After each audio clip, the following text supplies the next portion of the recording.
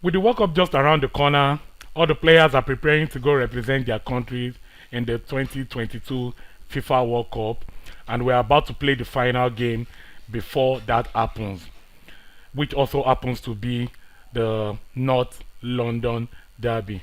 I bring to you Arsenal versus Tottenham.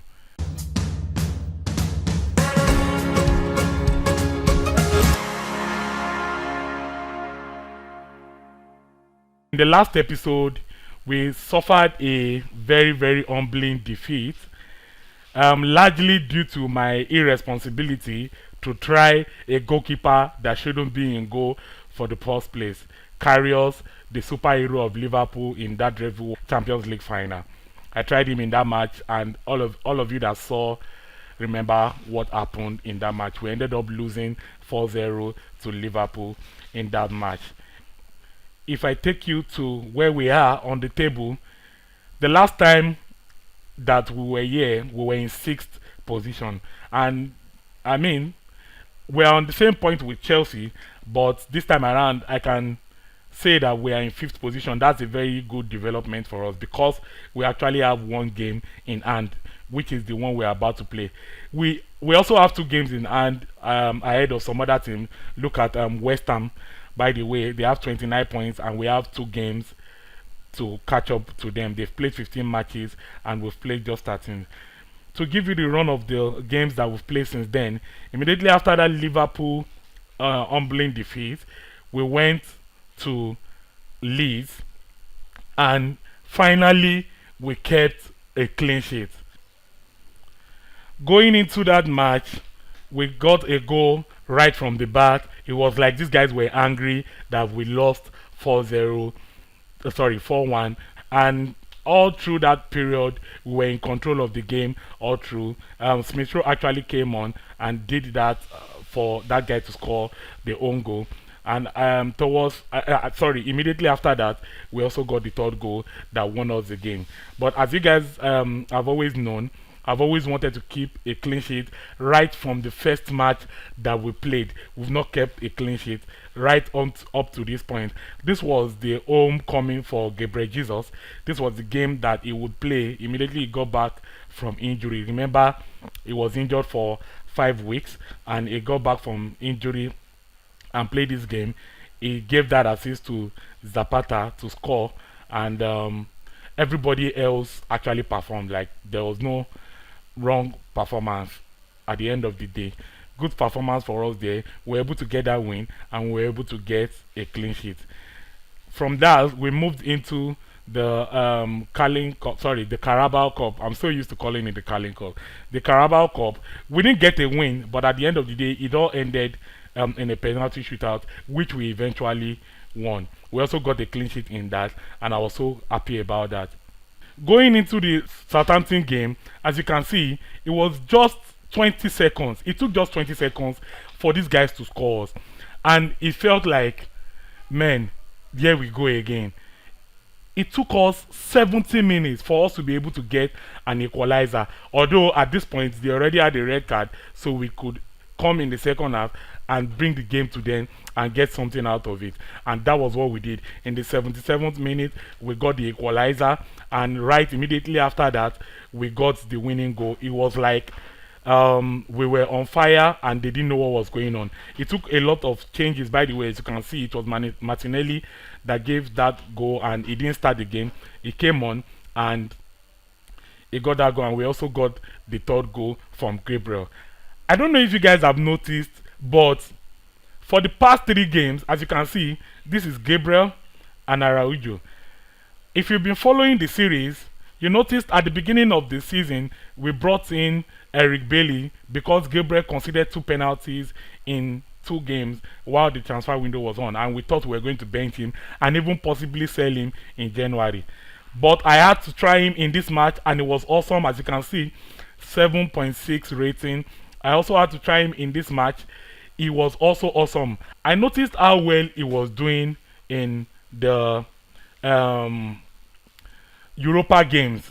That was why I had to bring him in. That okay, maybe this is the guy that is eventually going to get me this clean sheet that I've been craving. And the moment I paired him with Araujo in that match, we got that clean sheet. And in the next match, although they scored us so early, we ended up winning the game, and he also ended up contributing in that match. The next clean sheet that we were going to get was the 2-0, and as you can see, it is also Gabriel and Araujo that started that match. This was the match I knew that, okay, as from this point I was going to be playing Gabriel and Araujo all through.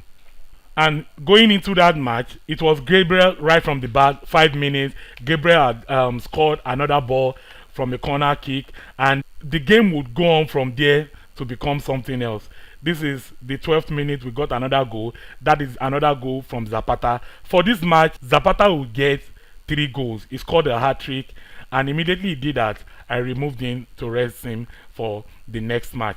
As you can see, the dude is balling. He is the second highest goal scorer where we are now, and he is also 3 goals ahead of Victor Osimhen, because Victor Osimhen had missed 3 matches ahead of him. Osimhen played 11 games and Zapata have played 14 games. I mean 13 games rather. He has 2 games ahead of Osimhen. Osimhen played 11 and Zapata has played 13. Zapata has 14 goals and Osimhen has 11 goals. I think that was a very nice volley from McTominay. Just look at Odegaard's performance. Odegaard has been on fire all through the season. You can see every competition he's playing is averaging 7.5, except the Carabao Cup, which he only came on, after some time. Every other competition, his average rating in all competitions is 7.6, and as you can see, he has 16 assists in all competitions, guys. That includes the World Cup qualifiers, so maybe we shouldn't do that. He has the highest assist in the Premier League. He has the highest assist. He should, as you can see here, 9 assists, ahead of Christian Eriksen and ahead of Modric. It took me quite a while for me to know that Modric was actually in Liverpool. And speaking about Liverpool, just take a look at the kind of form that they are on. They've not been beaten. They are the only ones in the league that have not been beaten. By the way, Man U started the season so good. You guys remember that 100% record as at when we were still at 5 games, and as you can see, they were beaten in the last week that we played, and you wouldn't believe who beat them. Check this out. Brentford beat them 2-0 away. I mean, of all the people to lose to, they came back against us. We were leading 2-1 and they came back against us. In the 90th minute, they scored 2 goals to win that game, only to be beaten by Brentford. I mean, what position is Brentford? 9th position. Okay, maybe they are doing well anyway. Man U have been beaten.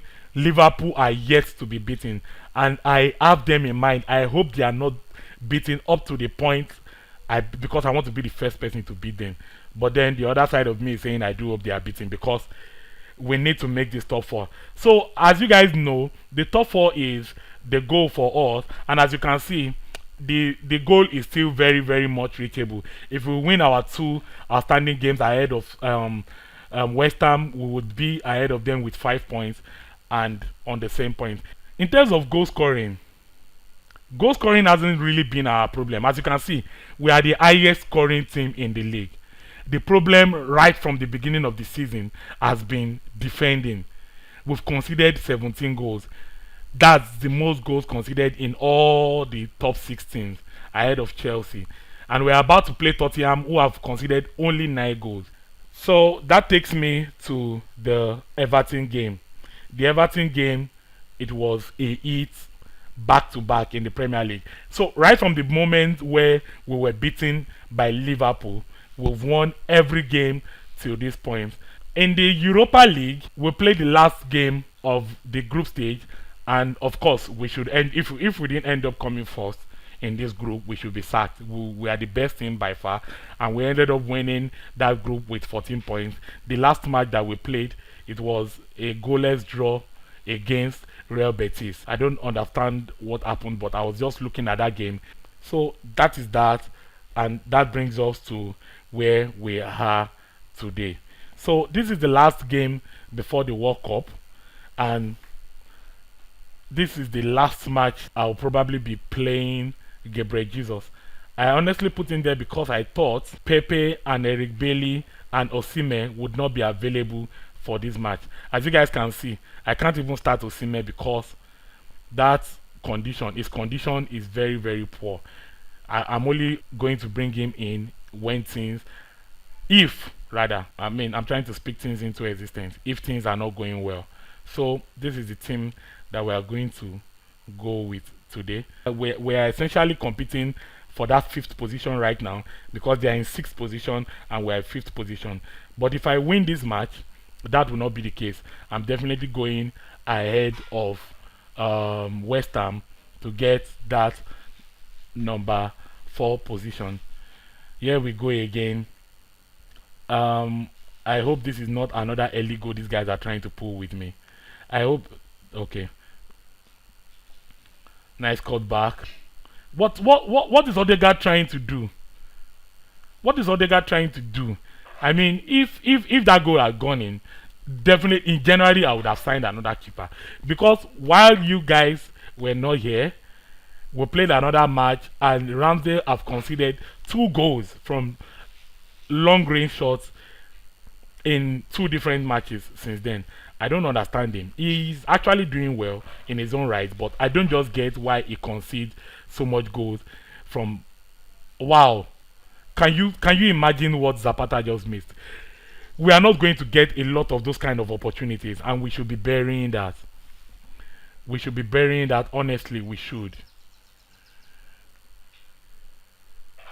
Come on, come on. Nice pass. Whoa. That midfield work is not just it's not rolling well for me. But anyway, I feel like we're going to get something out of this match. Things are looking well for us so far. That should be a goal. It's a goal. I mean, I told you guys Odegaard has been on mad. Why is VAR checking? Goal awarded. Of course, it has to be awarded. I don't see anything in that. That was a nice pass. And I think that was a mistake from Romero. As you can see, that's Gabriel with the pass.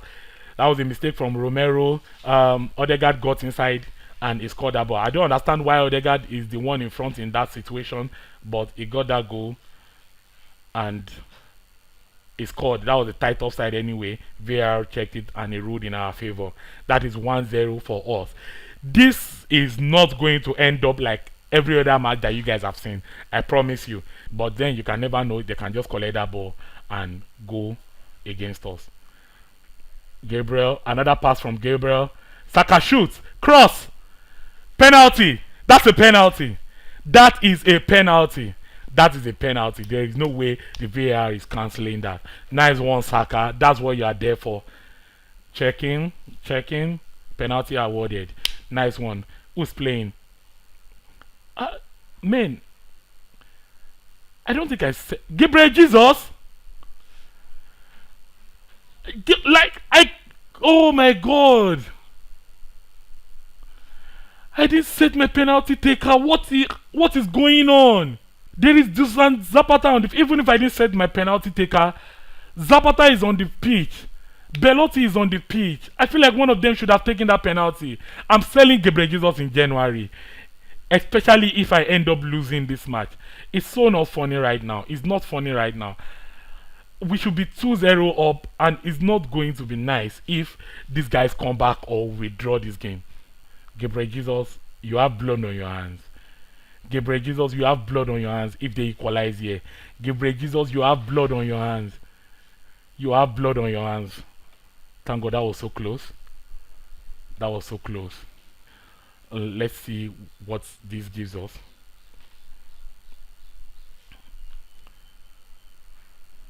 Come on, guys.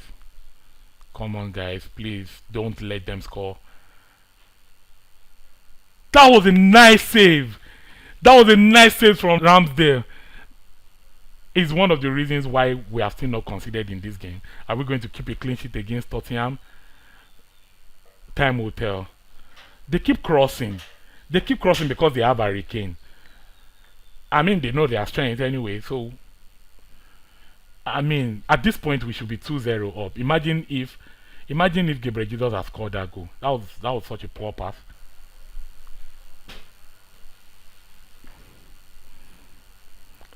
Ben White is at the point where he has to drag drag himself to the end of this game. But I just feel like we should be able to see this game out at this point. Nice game. Put that out. Put that out from there. Oh my God, that was so close. That was so close. We've had so many opportunities for us to be 2-0 up by now. We should be 2-0 up by now. The penalty, that chance, so many other chances, the Zapata's crossbar. So at this point, it's basically in this player's hands. I hope it's 4 minutes. Here we go again. I don't like what I'm saying. 4 minutes. Just look at Ramsdale. What the hell is going on? Why do we keep conceding this kind of goals? I do feel like we can still win this game, and let's see what that brings us. This is so not funny. Gabriel Jesus has blood, serious blood on his hands in this game. Why do we keep letting these guys score us in the final time, like in the final game of the season? I'm so sad. This is another draw. At least it's a draw. It's not a loss. Poor performance from Araujo. Poor performance from basically everybody in front. And Gabriel Jesus, I am not putting him in my team for any reason again. That is the last opportunity I have given him, and he's never going to smell that first 11 as long as I am concerned. Till January, there are quite a lot of clubs interested in him anyway. So that is all for today, guys. It's another it's like a defeat to me. It's a draw, but it's like a defeat to me. This says we have gone on a 10-game unbeaten run, and we look to continue doing that. That is throughout our spell for this season.